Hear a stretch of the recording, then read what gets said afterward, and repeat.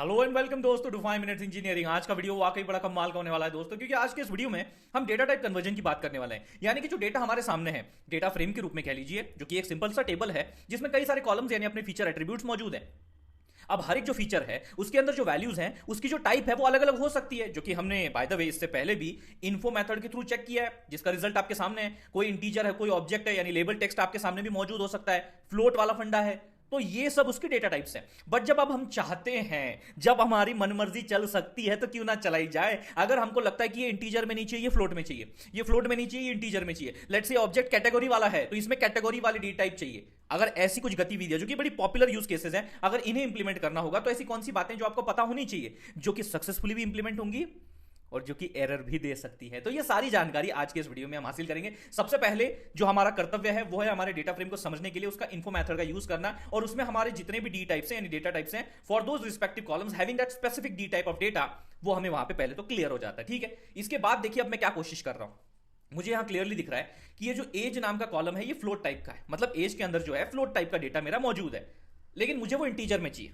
I want it in integer. मतलब अब generally जब एज हम बता रहे हैं तो यार अगर हम एज ऐसी बताएंगे लाइक 22.2, 25.6, मतलब ये कोई मतलब बनता है इस चीज का। वो जो डेसिमल पॉइंट की हम बात कर रहे हैं, क्या इसमें उसका कोई सिग्निफिकेंस आता है? हम लोग तो ये बताएंगे भाई 25 के हैं, भाई 30 के हैं, भाई 35 के हैं, बराबर है, ऐसी कुछ तो बताएंगे ना। तो हम चाहते हैं कि इसे इंटीजर में कन्वर्ट किया जाए इंस्टेड ऑफ फ्लोट। चलिए कोशिश करते हैं, प्रयास करते हैं। तो मैंने क्या किया, मेरा जो डेटा फ्रेम के अंदर एज कॉलम का डेटा है उसे एज टाइप इंटीजर में कन्वर्ट करो। मतलब ये मैं कह रहा हूं एज टाइप के जरिए कि उसे भैया इंटीजर में चाहिए मेरे को, वो इंटीजर में मांगता है, चलो करके दो। और जैसे ही मैं इसे ये हुक्म देता हूं वो मेरे मुंह पे एरर मार के फेंकता है। बड़ा बदतमीज है, कोई सलीका नहीं है उसको। मतलब देखो कितना लंबा चौड़ा यार, मतलब एरर मार के फेंका यार।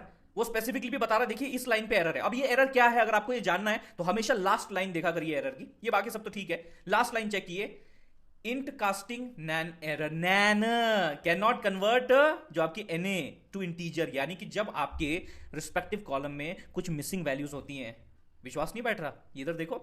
एक्चुअल में आपके पास कितने रिकॉर्ड्स हैं? 6, लेकिन एज के अंदर कितने रिकॉर्ड है? 4, यानी 2 नैन है, यानी 2 मिसिंग है। तो जब 2 मिसिंग होती, जब 2 नैन होती, तो उनको कैसे कन्वर्ट करोगे भैया इंटीजर में? ये प्रॉब्लम है, ये समस्या है। तो क्या मतलब है इसका? ये मतलब नहीं नहीं नहीं नहीं, ये हम क्या सोचे, फिर हम क्या समझे कि अगर भैया आपके कॉलम में नैन है, अगर मिसिंग वैल्यूज हैं, तो उसके टाइप को कन्वर्ट ही नहीं किया जा सकता। इस एरर से तो यही पता चल रहा है।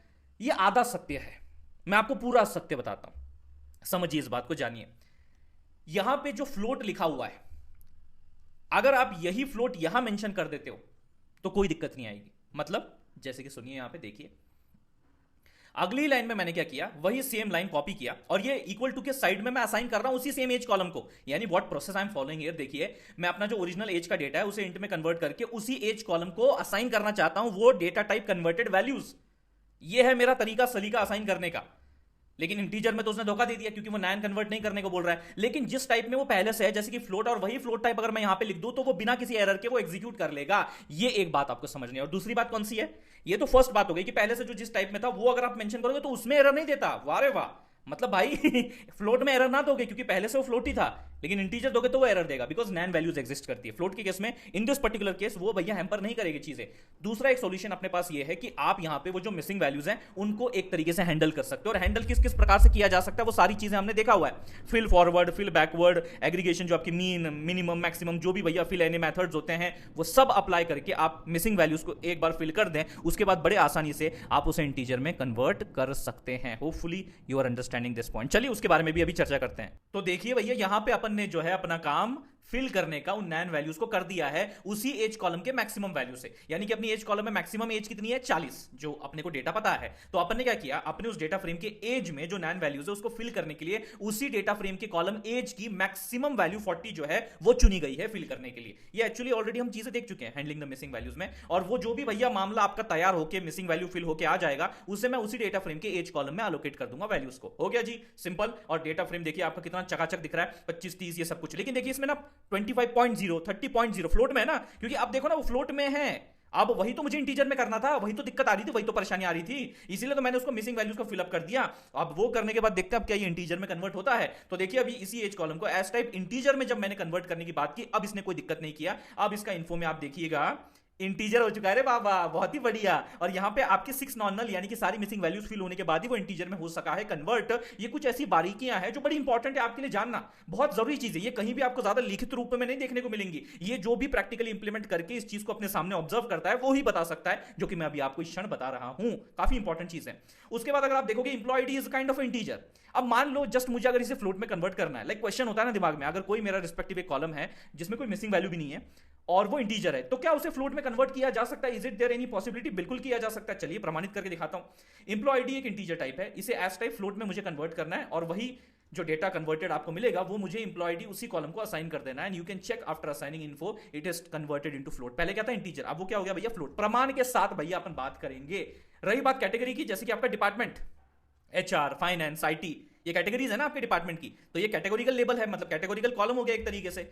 तो यहां पे मैं अपने इस डिपार्टमेंट कॉलम को कैटेगरी टाइप में कन्वर्ट करना चाहता हूं कि ये कैटेगरी टाइप है, कैटेगरी डी टाइप में कन्वर्ट करना चाहता हूं, और ये बिल्कुल हो सकता है। ये देखिए जब मैंने कन्वर्ट किया तो यहां पे जो पहले भैया आपका ऑब्जेक्ट दिख रहा था, अब ये कैटेगरी टाइप में कन्वर्ट हो चुका है। ये बातें आपको समझनी। हाँ जी, कुछ होते हैं ना लेबल्स, टेक्स्ट होते हैं जो कि कैटेगरी नहीं होते, कुछ कैटेगरी वाले होते भी हैं, ये पॉसिबिलिटीज है। अगर वो स्पेसिफिकली कैटेगरी वाला है, जैसे कि अपने केस में डिपार्टमेंट, तो आप उसे ऐसे कन्वर्ट कर सकते हो बिना किसी दिक्कत के। और देखिए फाइनली आपका डेटा फ्रेम कैसा दिख रहा है। ये देखिए ये आपकी कैटेगरीज वाला फंडा, एज का वो 25.0 30.0 चला जा चुका है क्योंकि वो रिस्पेक्टिवली आपका अभी इंटीजर में है।